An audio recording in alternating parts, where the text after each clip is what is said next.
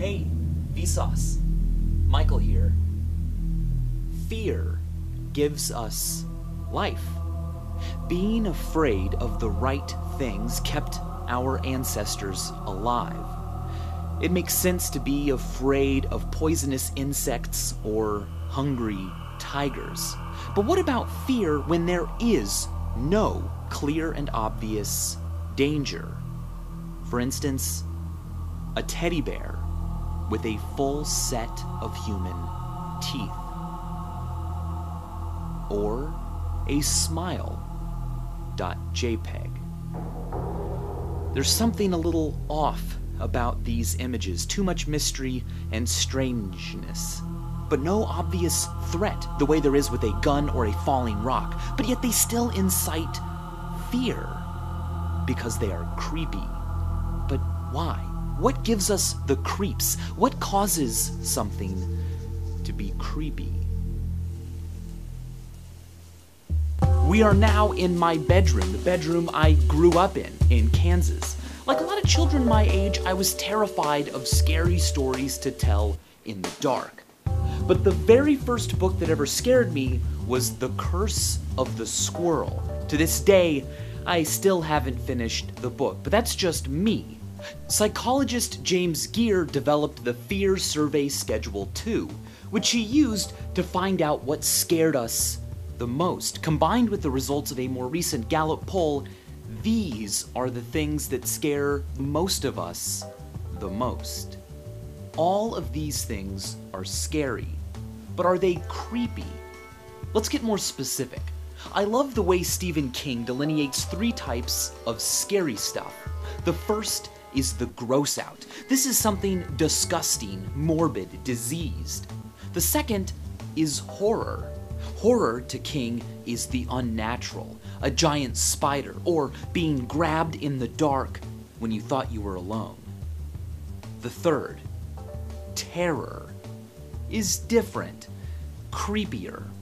He says terror is coming home to find that everything that you own has been replaced with an exact copy.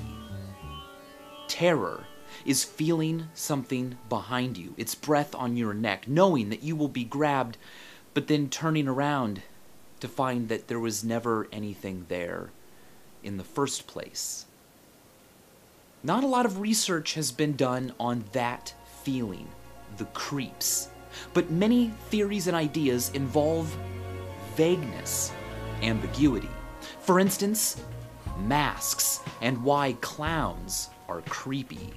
Claude Lévi-Strauss wrote that the facial disguise temporarily eliminates from social intercourse the part of the body which reveals personal feelings and attitudes. Part of the reason even a neutral or happy mask can be creepy may have to do with ambiguity. A mask hides the true emotions and intentions of the person underneath. I don't know if the person wearing that mask is a threat or not. Vagueness is creepy when it comes to the human form. This is the famous uncanny valley. On a chart of humanness, there's a zone where something can be almost entirely human, but off by just a little. Not so wrong that it's clearly fake or funny, or so good that it's indistinguishable. Instead, it's just troubling. The creepiness of the uncanny valley is wonderfully demonstrated by John Bergeron's Singing Androids. Watch these videos when you're alone. A similar uneasy feeling comes from Shay St. John, a character created by Eric Fournier, funny to some, nightmare fuel to others.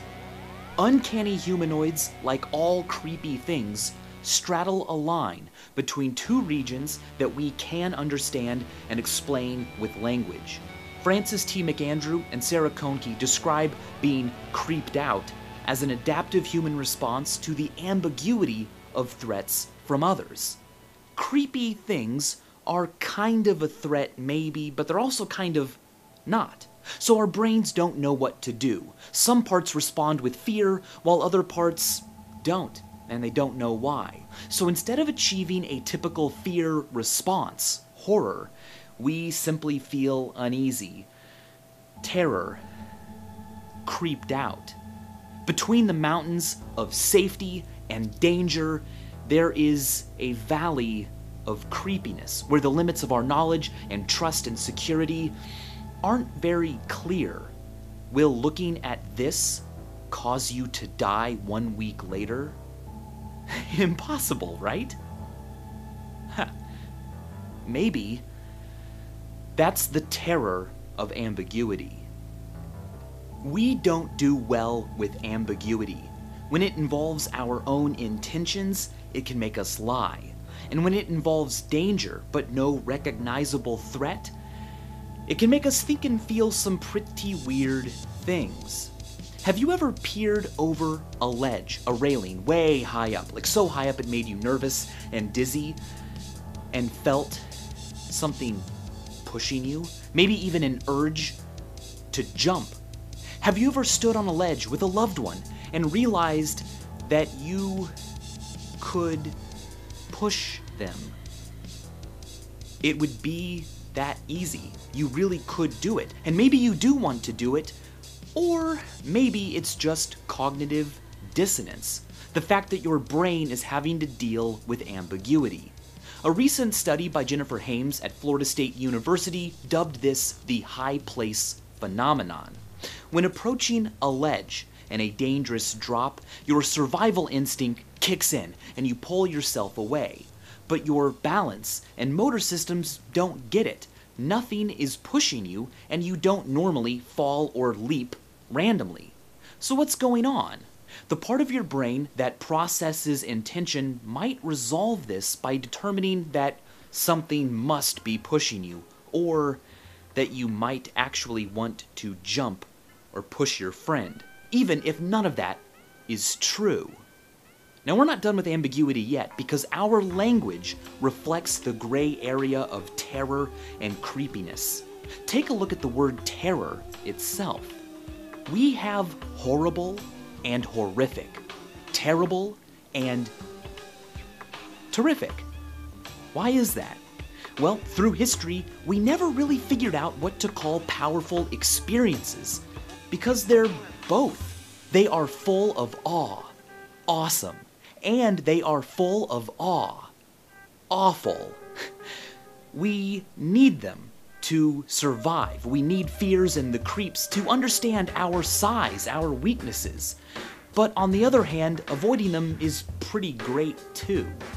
The creeps is a physical reminder that the world is vague and full of ambiguity, but that we are cunning, always trying to figure things out, but nonetheless fragile.